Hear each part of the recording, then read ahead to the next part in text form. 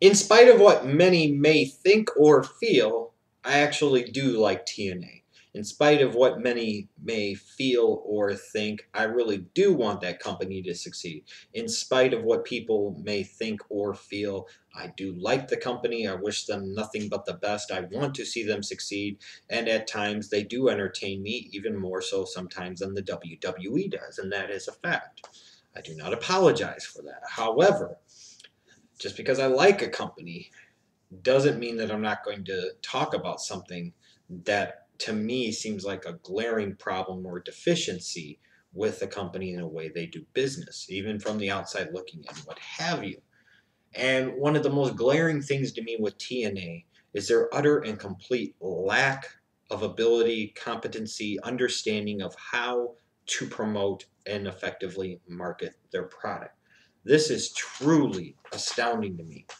I want TNA to succeed. I want TNA to grow. I want them to get bigger. I want them to get better. I want them to get more eyeballs on their product because ultimately, if they do that, that makes the wrestling business better for everybody involved. The fans, the wrestlers, the promoters, everybody. Why would I not want that? I want TNA to be as good as it possibly can be. I want TNA to grow as much as it possibly can. How could that possibly be a bad thing for the wrestling business, for anybody involved, if TNA got better? So that's why I don't understand sometimes when some people are so desiring to see TNA fail. They seem to get like the sick sadistic pleasure out of it. Why would you? You see what has happened to the professional wrestling business with there only being one show in town for so many years. Why would you want to sit there and see a TNA fail? Why would you even want to sit there and see an ROH fail?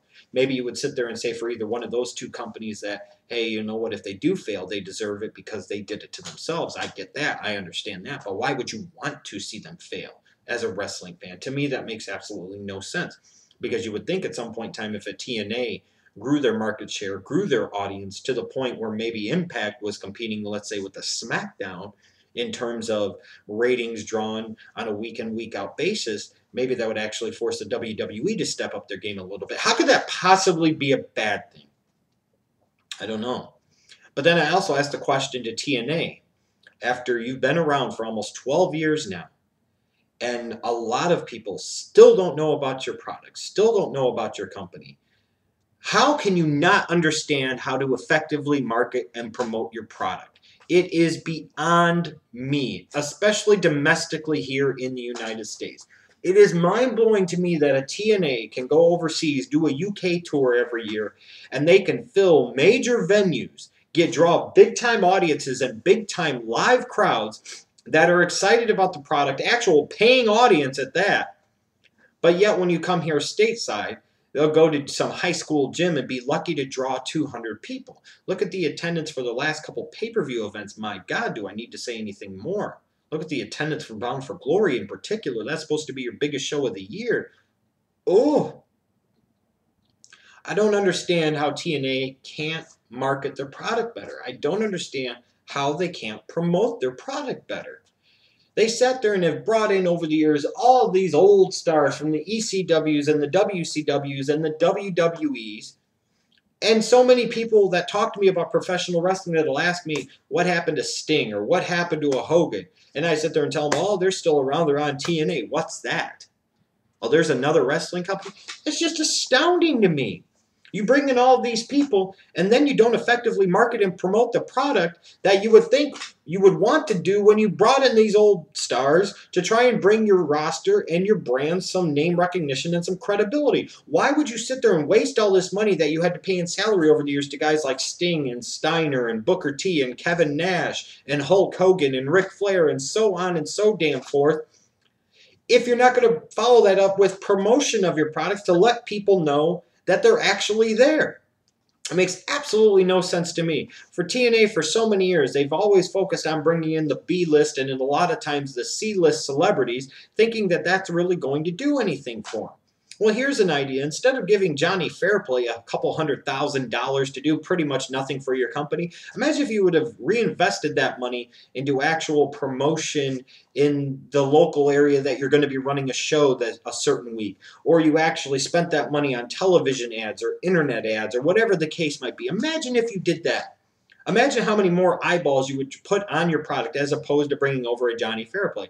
Who's the bitch that they brought from freaking Jersey Shore? What the hell was her name? It doesn't matter. You pay her like $15,000 to make this stupid appearance running head to head against the Jersey Shore. Like any of the Jersey Shore fans are actually going to flip over and check her out instead of watching the show they liked in Jersey Shore. Maybe instead of taking that $15,000 and flushing it down the toilet and giving it to her, you could have actually, again, spent some money on radio advertising, some television advertising, what have you. It blows my mind that a company like TNA is on Spike TV, major cable television with a big backer like Viacom, that has the potential to be in 100 million homes or so across the United States. And they can barely get 1.5 million people most weeks to even check out their product. Some weeks they can barely get over 1 million people to watch their product. Well, you know, maybe instead of spending and wasting all this money over the years on all these old names that contributed very little to you overall, maybe if you would have sat there and spent more money on television advertisement, hell, like I said, radio advertisement, on internet advertisement, all of these different things, fought harder to get your guys on big time shows, to get real national mainstream publicity, maybe more people would know about your product. Maybe more people would check out your product. Maybe more people would like your product. Maybe more people would care about your product. I don't fucking know. What do I know? I've just worked in sales and marketing for years. I would have no clue about any of this whatsoever. It's like TNA and Dixie Carter and the whole Carter family, you know, that not only does it seem like they run a questionable business model when it comes to TNA, they have no clue or no understanding of how to get the word out about their product. They don't understand how to effectively promote and market their product. Like at one point in time, TNA used to sit there and they suckered fans into doing promotional stuff for them. Wasn't it Bill and Doug used to do actual videos on their website about the damn show?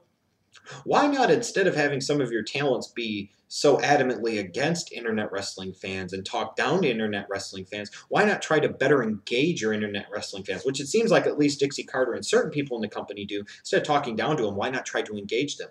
Why not get as many forms of free advertising as you possibly can? Why not become the dominant forces in social media? It looked like for a period of time you were going to do that, but then obviously the WWE caught up with the times and realized what needed to happen.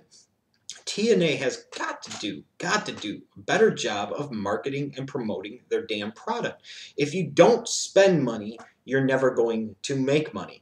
Instead of spending money that you're never going to get back, giving it to all these guys that are going to give you very little, if nothing at all, in these old guys from the ECWs, the WCWs, and the WWEs, how about instead of using that money for that, how about using that money, again, on radio advertisement, television advertisement, internet advertisement, anything and everything you could possibly do. Put up some billboards where you're going to be running events.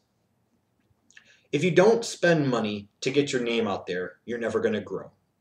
All you're going to do is continue to be trying to draw off of a dwindling fan base. It astounds me that after all these years, almost 12 years now, TNA will sit there and try to resort to bringing in a C-list celebrity like anybody is ever going to give a fuck. Like when they brought in Brandon Jacobs.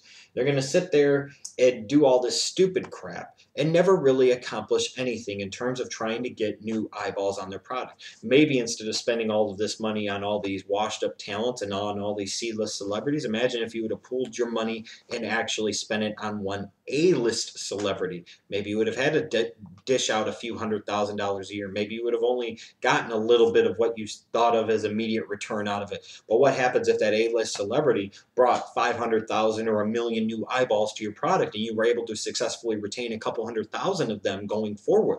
Would that not be a good thing for your product?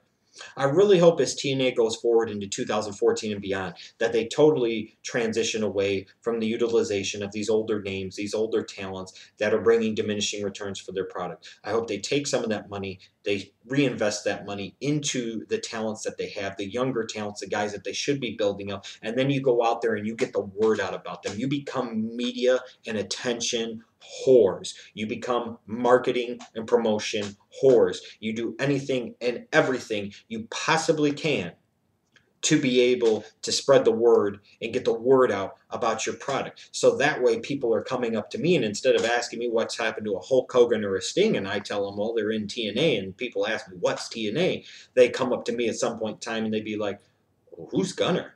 Who's James Storm? What's this TNA? At least then people will know about you. At least then you will have gotten some of the word out. I hope TNA learns their lessons from the past, learns from their mistakes of the past, and actually markets and promotes their damn product and does it successfully. The fact that you have major cable television and a lot of these venues are drawing 200 or 300 fans when certain independent shows with none of that infrastructure built in on a regional, let alone national basis can do 350, 400, 500, that's pathetic.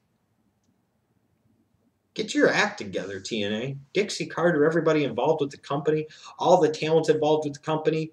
Instead of sitting there and getting mad at wrestling fans and sitting there and standing on your pulpit and acting like you're so much better than you really are, maybe engage those fans, get those fans involved, and get them to also help you market and promote your damn product.